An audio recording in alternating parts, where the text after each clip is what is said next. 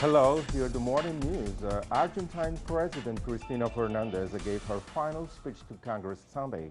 She said that her government has virtually eliminated Argentina's debt and has fought for economic sovereignty.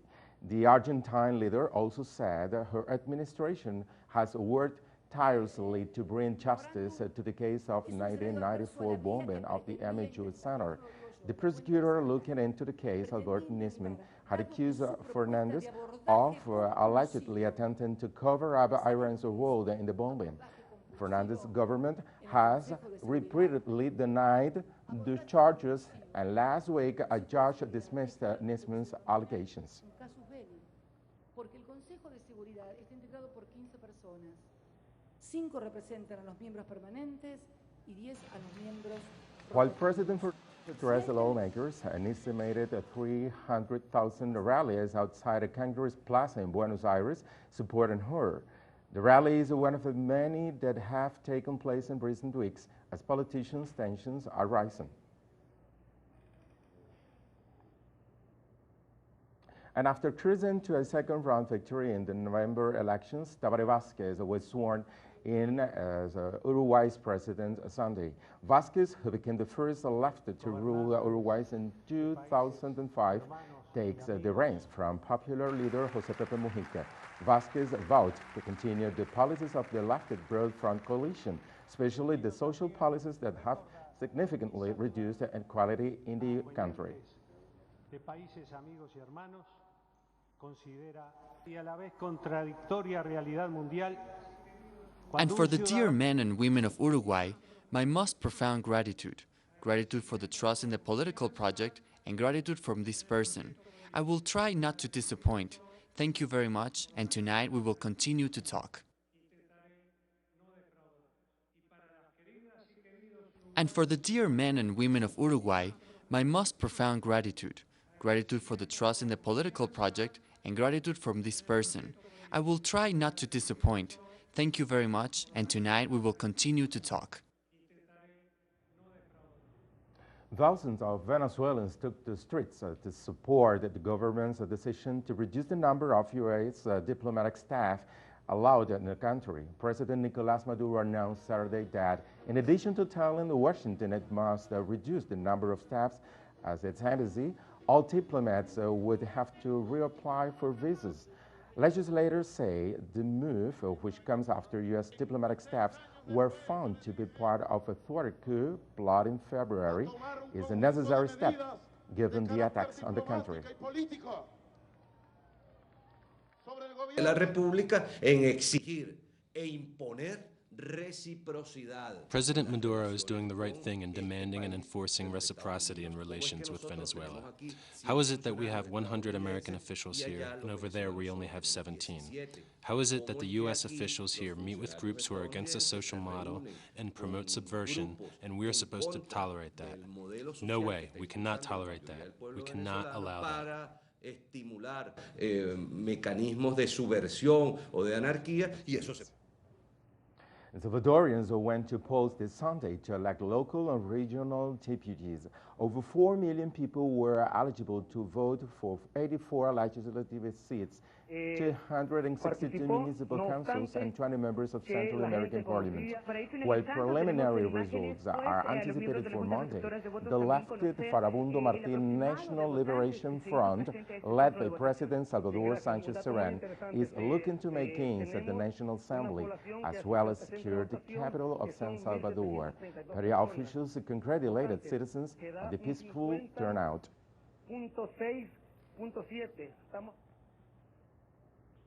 Los Angeles police fatally shot a man Sunday in a confrontation that has stirred a controversy after being caught on video. The shocking footage shows several officers struggling with a man in an area of the city known for its homeless population. LA Police Department said the officers were responding to a robbery call and alleged that the homeless man, who was known as Africa, reached for an officer's guns during a confrontation before he was killed. Israeli Prime Minister Benjamin Netanyahu arrived in the U.S. as part of a controversial visit that has raised tensions between Tel Aviv and Washington. Netanyahu will speak Monday at the American-Israel Public Affairs Committee conference just a day before his address to a joint session of the U.S. Congress regarding Iran's nuclear program. Last week, the Israeli leader, who was invited to Washington by Republicans and not by the Obama administration, shut down a meeting with Democrats, prompting harsh criticism from U.S. officials. A group from the so-called moderate rebel groups in Syria rejected the UN brokered the proposal for a temporary ceasefire. The newly formed LA.P.D Revolutionary Commission refused to meet with the UN envoy, saying that President Bashar al-Assad and his chief of staff must reason first. UN officials had been hoping a truce would have allowed for much-needed humanitarian aid to reach the battered city of Aleppo.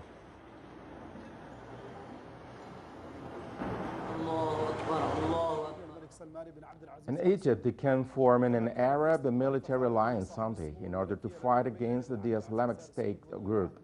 Cairo diplomats say they have begun for formation of an Arab coalition against terrorism after the extremists killed 21 Egyptians in February. The military alliance will include several countries in the region, such as Jordan and Kuwait, as well as Saudi Arabia and the United Arab Emirates, accused of initially financing the Islamic State group. Authorities in Mali have signed a preliminary ceasefire agreement to end fighting with northern rebel fighters. However, the main Tuareg-led coalition, which has demanded autonomy, wants more time for consultations, and the UN broker deal has taken 8 months to hammer out and seeks to tackle decades of uprising and instability in the north of the country. Western and regional powers worry Islamist militants could return to years after being driven out by a coalition that included French troops. La cérémonie de paraphe et le résultat qu'elle consacre ce matin, ici à Alger.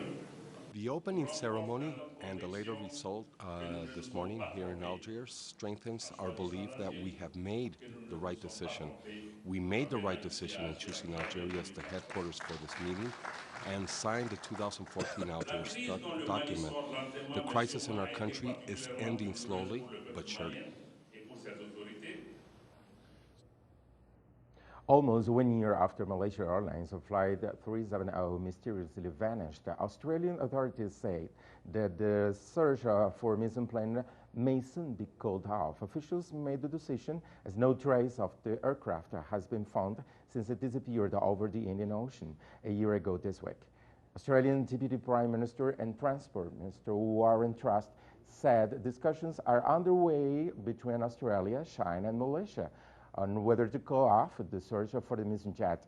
The plane carrying 239 people went missing shortly after taking off from Kuala Lumpur en route to Beijing.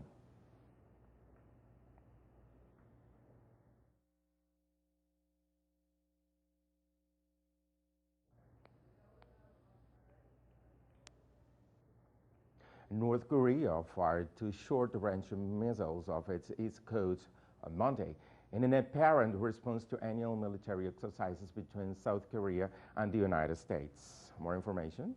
The missiles flew east from Minpo, a port south of Pyongyang, and landed on water about 490 kilometers away.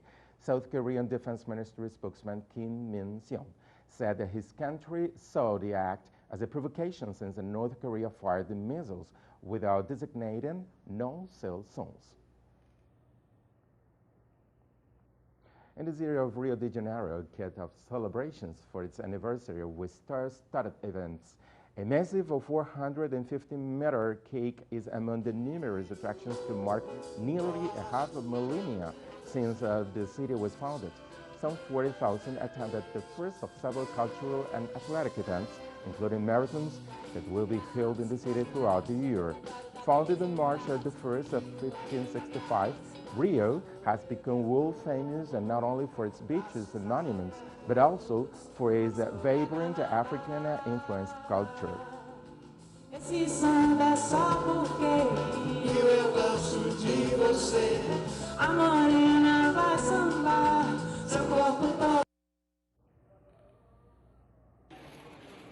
As part of the Rio celebrations, Brazilian President Dilma Rousseff inaugurated a new road tunnel in city's central port area. The tunnel, which will become an important connection for the giant city, is among the projects being undertaken ahead of Olympics, which are scheduled to take place in the country in 2016. Compareceram nos aniversários da cidade.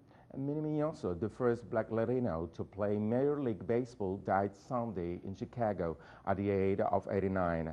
The former star, known as the Cuban Comet, died on a teen in his pulmonary artery caused by chronic obstructive pulmonary disease, an autopsy revealed. The seven-time All-Star was a key figure in the process of racial integration in Major League Baseball during the 1950s, but never made it the Baseball Hall of Fame despite being named the Chicago White Sox All-Century team.